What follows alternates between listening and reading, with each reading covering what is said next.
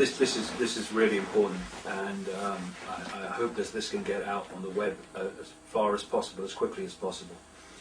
I've been watching this for a while. If you do only one thing in the next few months that is to protect you and your family, then do this. Don't have the vaccine. Don't have the vaccine. Tell as many people as you can, don't have the vaccine. Get on the internet, check it out. Go to my website. You'll see the charges that have been filed with the FBI against this group of people and organizations. This is the idea, because they want to dramatically reduce the number of people in the world, and they also want to access the body and therefore destabilize it mentally, emotionally and physically. This is why we've had this explosion of vaccines for kids, to the point now where they're having 25 or more before the age of 2, yes, in America and Britain and elsewhere. And this is pouring total shite into a still emerging immune system. You've got a growing, developing immune system, and you're saying the first 2 years of life, have some of that, darling. We have an incredible defense system called the human immune system. And when that is strong and in optimal efficiency, it keeps us well. It gets rid of foreign attacks on the body. If you undermine the human immune system, or you stop it developing properly so it's undermined for life by throwing all this stuff at under 2s, then you open people up to getting illnesses and being killed by things that the immune system in its true optimal state would deal with easily. There is a war on the human immune system, because when that goes down, we go down. Because we ain't going to live for long if that's not working properly. And they're targeting the kids from a very, very early age. And that's what this is all about, on one level. But on another level, this is about a cull of the population. I'm not saying for a second that vast numbers of people will keel over overnight. That would be too bloody obvious.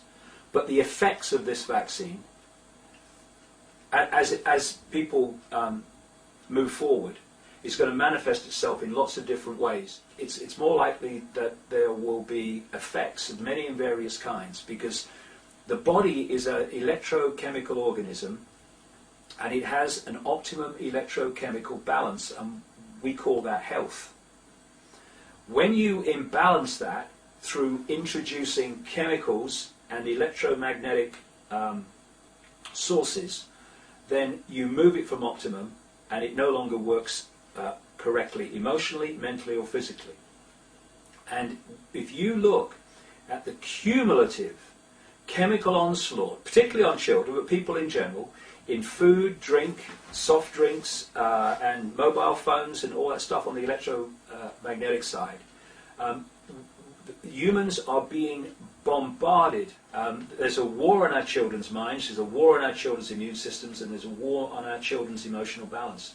And it's connected into all these different areas of food, of drink, and of vaccines, of pharmaceutical medicines. They invent diseases so that problem, or in this case, no problem, reaction, solution. Take this. It's like the 1976 US swine flu.